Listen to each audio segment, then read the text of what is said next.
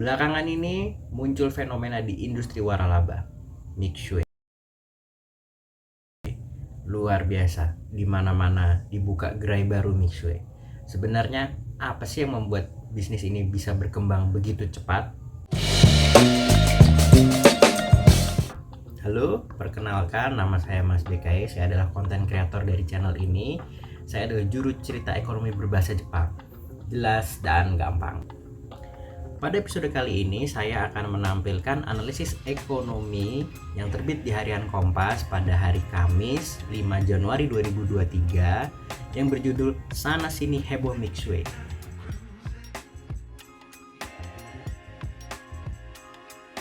Analisis ekonomi ini berisi penjelasan kenapa bisnis mixue ini bisa tumbuh begitu cepat ya, berkembang begitu cepat.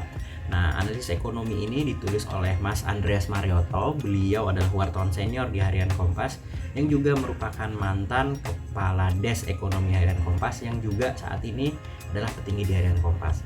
Penasaran seperti apa? Yuk langsung aja kita simak berikutnya. Kamu mau baca artikel Harian Kompas yang terbit beberapa hari yang lalu? Gampang, cukup pakai HP saja. Pertama, kita buka Google Play Store. Lalu kita cari aplikasi kompas.id. Lalu install ya di HP kamu. Nah, ini karena di HP saya sudah terinstall, jadi tinggal open. Nah, kita sudah langsung masuk ke halaman depan dari situs kompas.id ya. Nah, untuk membaca artikel beberapa hari yang lalu, kita bisa buka e-paper yang berada di pojok kiri bawah itu, yang kedua dari kiri, e-paper. Nah, di sini kita bisa memilih edisi kapan yang akan ingin kita baca ya. Nah, kita kan mau baca tentang analisis ekonomi soal bisnis mixue ya kan. Nah, itu terbitnya di Kamis 5 Januari 2023. Jadi kita klik Kamis 5 Januari 2023. Nah, ini adalah halaman depan dari Harian Kompas edisi 5 Januari 2023 ya. Bisa kita lihat di sini pojok kiri atas, Kamis 5 Januari 2023, ini Kompas ya. Nah, ini halaman depannya. Jadi kita bisa baca e-paper dari edisi yang sebelumnya sudah terbit di situs aplikasi kompas.id. Nah, sekarang kita masuk ke halaman ekonomi ya, karena kita akan membaca artikel analisis soal mixue. Nah, oke, kita sudah di halaman ekonomi dan bisnis ya. Ini di pojok kiri atas, Kamis 5 Januari 2023 ya, bisa kita lihat tuh di atas.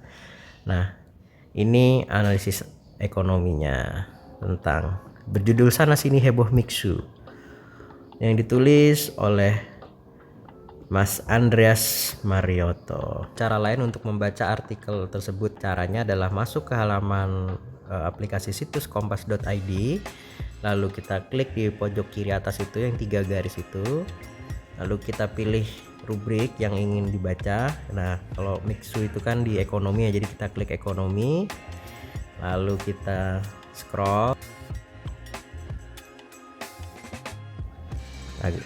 Di sini Sana Sini Heboh Mixue, tinggal kita klik dan kita bisa baca. Nah, untuk kamu yang mungkin tidak sempat untuk membaca berita gitu ya, mungkin saking sibuknya, aplikasi kompas.id menyediakan fitur beritanya dibacakan dengan suara. Jadi kalian bisa tetap memperoleh informasi tuh sambil nyetir mobil, sambil naik kereta atau transportasi umum, naik Transjakarta gitu ya. Nah, caranya itu adalah dengan mengeklik di pojok kanan atas itu, kedua di kanan itu ada gambar seperti speaker itu kita akan klik, nanti akan muncul suara yang membacakan beritanya.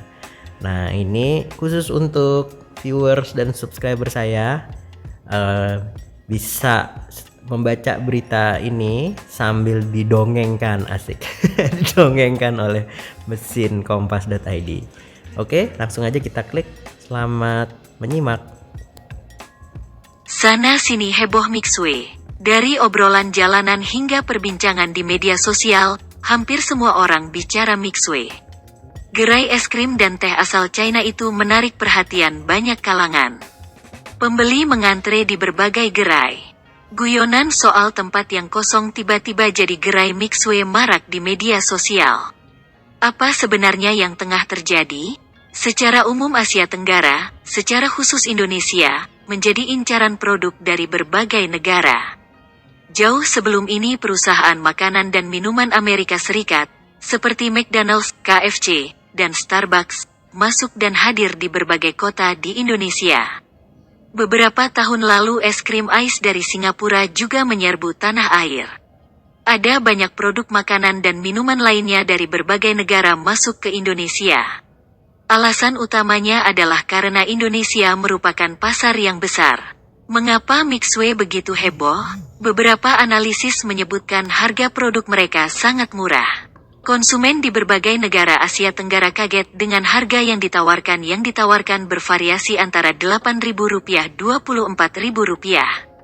Untuk es krim bentuk kerucut, kon, harga Mixway jauh di bawah pesaingnya, yaitu sekitar Rp10.000.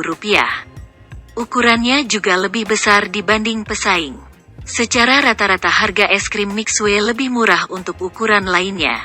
Mixway didirikan tahun 1997 sebagai kedai es dan minuman di Zhengzhou di Provinsi Henan, China. Pada tahun 2000 Mixway telah membuka toko dan menjual es krim dengan harga yang jauh lebih murah daripada rata-rata pasar. Mereka memasuki model bisnis waralaba pada 2007 dan membangun pabrik mereka sendiri tahun 2012.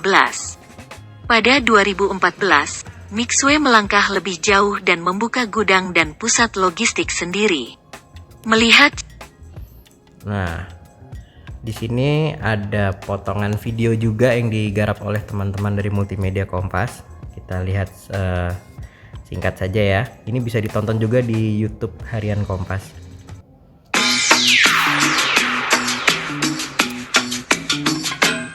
Belakangan ini, apa yang terlintas di pikiran sahabat Kompas ketika mendengar kata es krim? Ya, nampaknya sebagian besar pasti akan menjawab Mishe. Benar saja, Mishe Ice Cream &Tea mendadak viral khususnya di dalam negeri seiring menjamurnya kedai waralaba es krim ini di banyak kota. Tak saja kota besar, tetapi juga merambah kota-kota semenjana. Antrean selalu mengular di setiap gerai. Tak hanya bisa menikmati es krim, ada juga berbagai sajian minuman segar tersedia. Salah satu yang membuat Mishe selalu ramai adalah karena harganya yang bersahabat di kantong. Untuk es krim kon berukuran besar misalnya, hanya perlu merogoh kocek Rp8.000 saja. Sedangkan untuk varian lain paling mahal sekitar Rp20.000, tergantung variasi menu pelengkap atau topping. Oke, itu potongan videonya. Teman-teman bisa nonton aja video selengkapnya di YouTube Harian Kompas ya. Oke, lanjut. Cara berbisnis mereka, sebenarnya tak ada yang aneh. Ketika mereka menjual dengan harga murah, maka mereka harus bermain di volume. Kita telah mengetahui beberapa minimarket Indonesia yang memiliki keuntungan kecil untuk satu toko, tetapi karena jumlahnya mencapai puluhan ribu, perusahaan itu mempunyai keuntungan besar. Syarat model bisnis ini adalah gerai dalam jumlah banyak.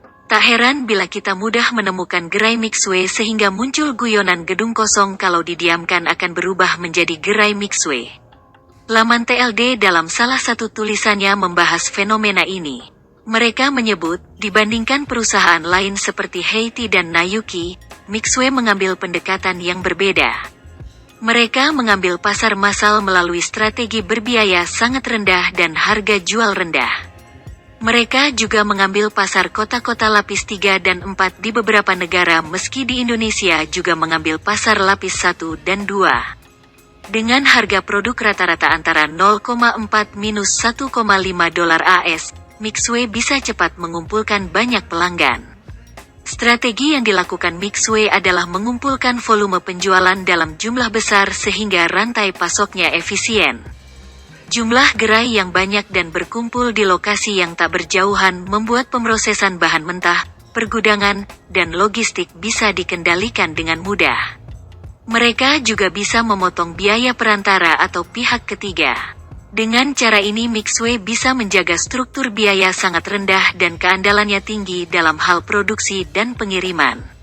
Sudah barang tentu, dengan strategi ini Mixway memiliki daya tawar tinggi terhadap berbagai vendor atau pemasok. Dengan lebih banyak terwaralaba, franchise yang otomatis meningkatkan permintaan bahan baku, Mixue mampu mempertahankan kekuatan negosiasi yang tinggi untuk mendapatkan bahan baku dengan biaya lebih murah.